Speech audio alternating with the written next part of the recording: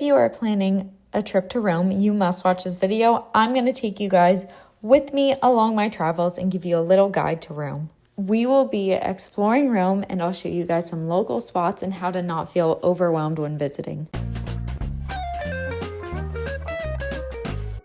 We have now arrived in Rome, and I'm so happy to finally be here. Our flight got delayed, so it's been a day, but we're here and so ready. People say Rome is really touristy, so I'm convinced to make it a less touristy and more fun experience for us all, so stay tuned. We started with a walk along the Tiber River, which is the third largest river in Italy. So right now we're walking along the river and we're gonna get some gelato. It is insanely packed and it's literally like end of May, so I can't imagine going to Rome in like July or August. I am always one to find local spots and to help you navigate not falling into all these tourist traps. However, we got this gelato recommendation from someone who lives in Rome and we had a visit. Calliope is one of Rome's most famous and iconic gelato shops. I'm not gonna lie, it's really chaotic when you go in there, but when you do get that gelato, it is so delicious. So we got some gelato. I have hazelnut, coffee, and black cherry. It is so good. This place is amazing. The name is right on the cup. It's delicious and it is so cute in here. I really love it. We decided to go on a little walk after enjoying our amazing gelato, which kind of melted all over me. We have the Parliament right behind us. It's very, very cool. The architecture in Rome is absolutely stunning, from the government buildings like this Parliament building all the way to the little shopping areas and little malls that they have. Decided we were going to grab a little drink for aperitivo hour, but not before stopping at the Trevi Fountain. We are at the Trevi Fountain. It is insane over here, and I am gripping onto my phone as tight as possible, but very, very pretty. Found this walkway right by the Trevi Fountain that is not as crowded. We're walking to get drinks at Il Bar della Musa, and it's gorgeous there, so I can't wait to show you guys. Inside of Hotel Talia is Il Bar della Musa, and it is absolutely stunning there. The service is amazing. The cocktails were amazing. It truly was an experience. The amount of places that you see that you're like, this looks so amazing for my Instagram, but actually is not good in real life is insane. But this place is not one of those. So we did their little aperitivo hour deal, and look at this. It's a little shrimp. So good. There's like mayonnaise around it. They put on gluten-free bread for me. They've been very accommodating. So far, so good. During their aperitivo hour, you get this drink, all these bar snacks, and these sandwiches for only 26 euros. So we just left that little bar. They gave me gluten-free bread. The staff was absolutely amazing. So kind. And just so nice. And now we're going to the Spanish Steps before dinner. Then we're going to head to our dinner. Very excited. But anyhow, I highly recommend that bar. My drink was amazing, not sweet, smoky, had a little tequila to it. We're at Piazza di Spagna. Look at that. So cool. And there's Valentino over there. Wow. So we are now at the Spanish Steps. And behind me, Dior and all the little shops. Well, I guess big shops, all the big designer shops. And Spanish Steps. We are about like halfway up. It's very pretty, but you got to keep an eye out, you know? This is one of those things that you're like, yes, this is touristy, but at the same time, you are technically a tourist when you're visiting, and some sites you just have to see. And now we're at the Spanish Steps.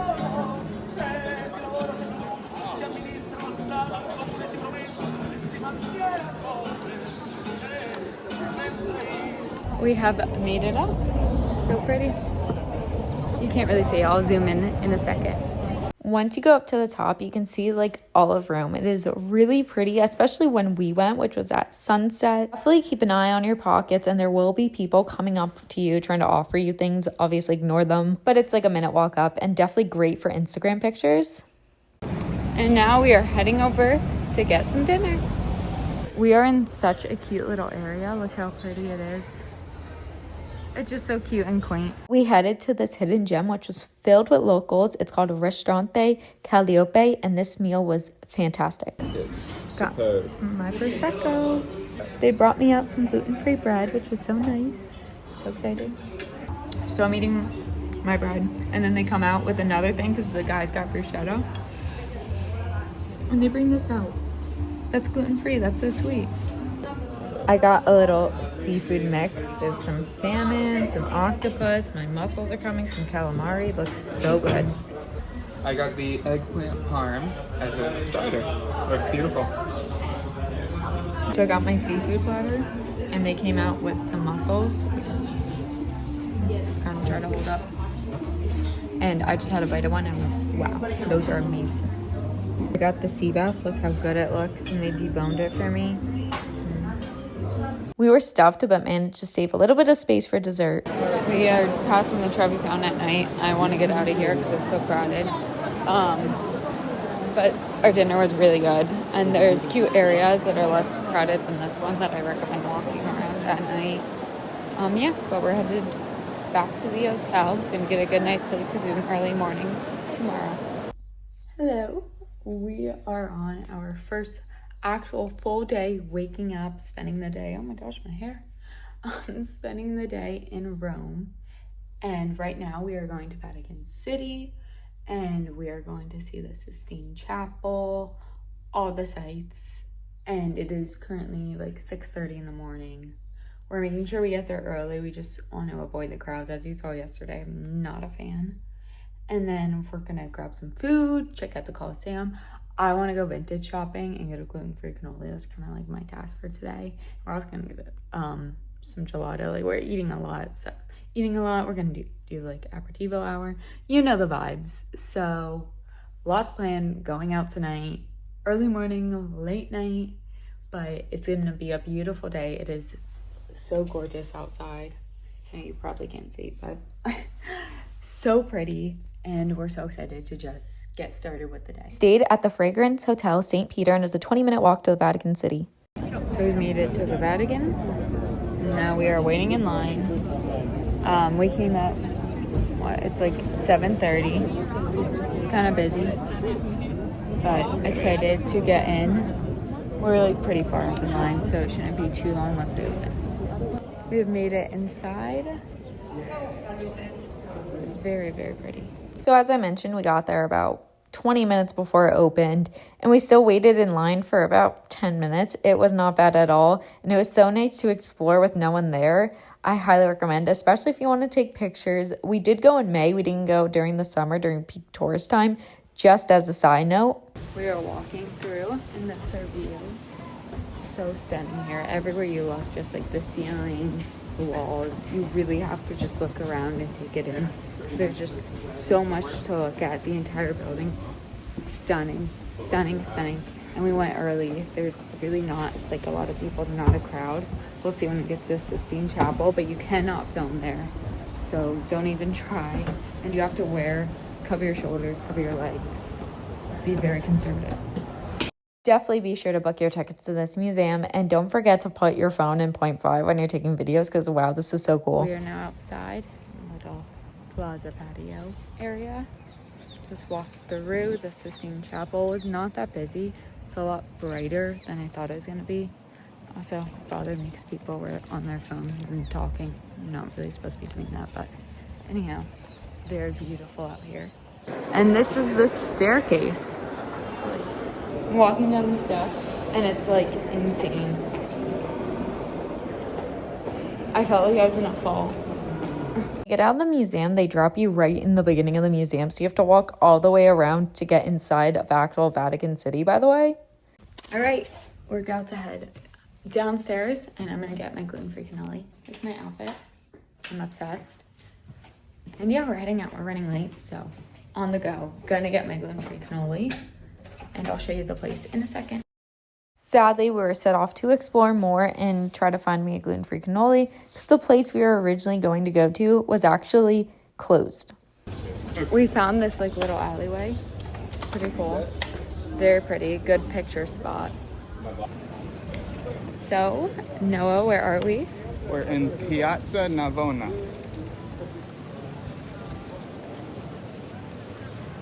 It's very pretty. A little crowded though, but just a nice little walk over here. See the fountain before we get my gluten-free cannoli, hopefully.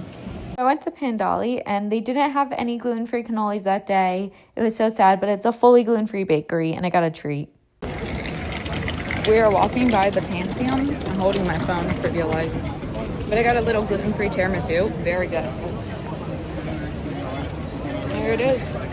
We're trying to kind of find our way in, but who knows. Here it is. So it turns out you actually have to pay, so we're not going inside. We're just gonna look through. It's very pretty, but wow, having to pay. There is a huge line, which is kind of insane because you can literally just look through and see the whole thing, but whatever. Oh, we're right by the school, and I've spilled some tiramisu on my shirt, so trying to get that out, but very, very beautiful day. We then headed towards the Colosseum. So we're right by all the ruins. It's a very busy area, but we're on our way to the Colosseum.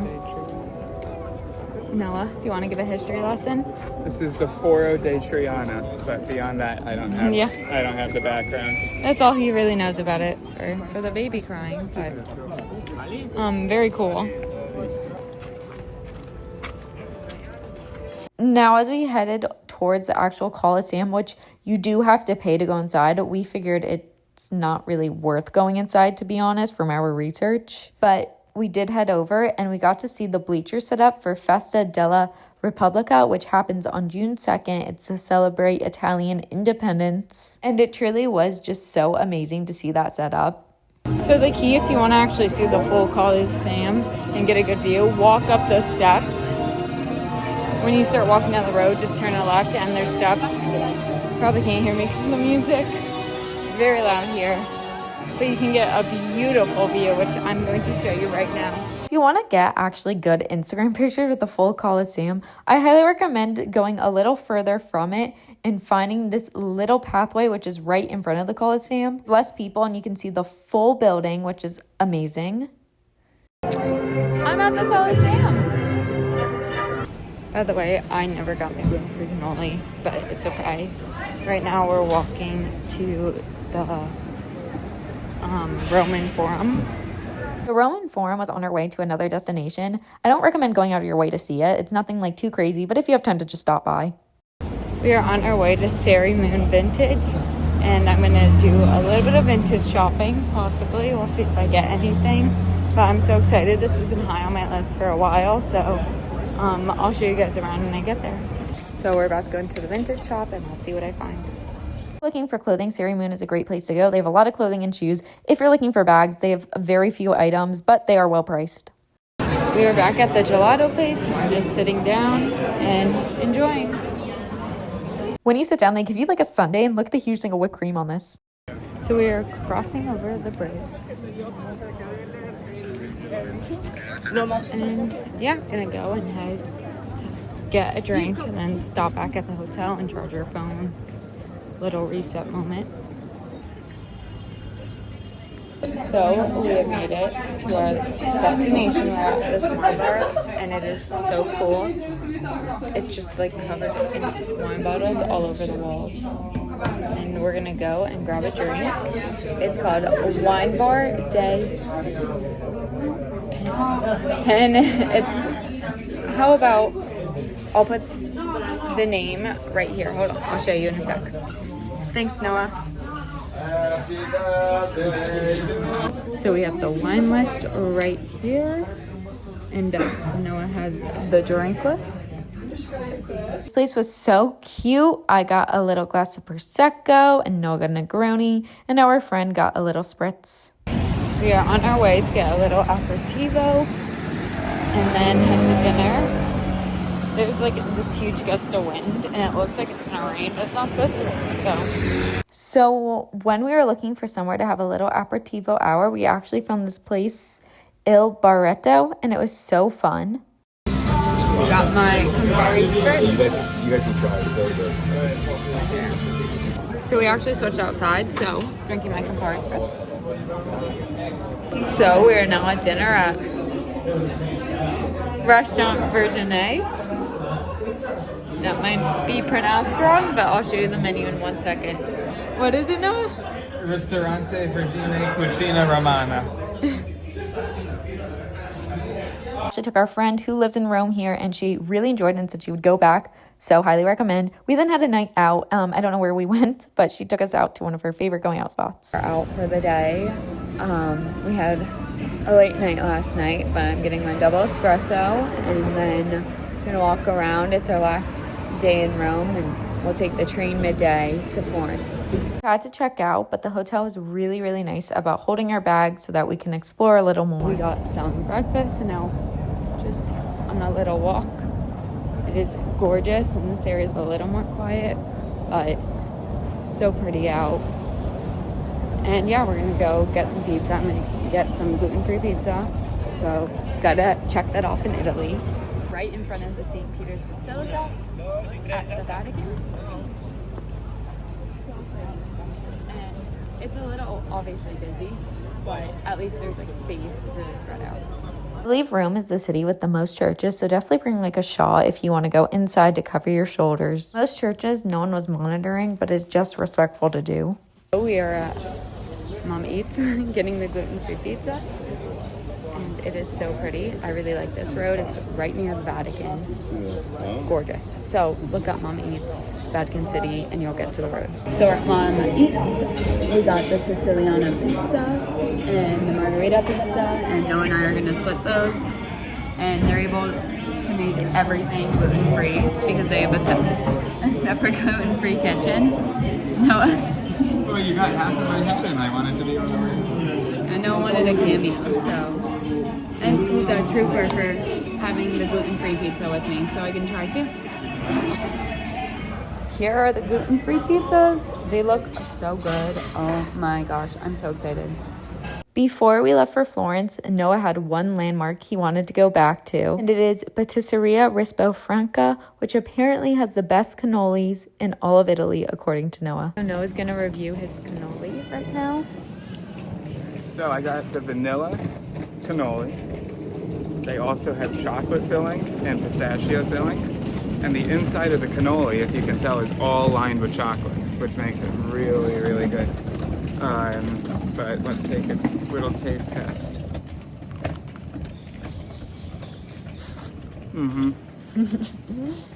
It's amazing. You have to come here. And it's so cheap. Yeah, that was a €1. Like €1. Euro, yeah. I still haven't found a gluten-free cannoli, but in Florence. And that concludes my trip in Rome. Be sure to like, comment, and subscribe because next week I'll be taking you with me to Florence. See you next time when I take my bows abroad.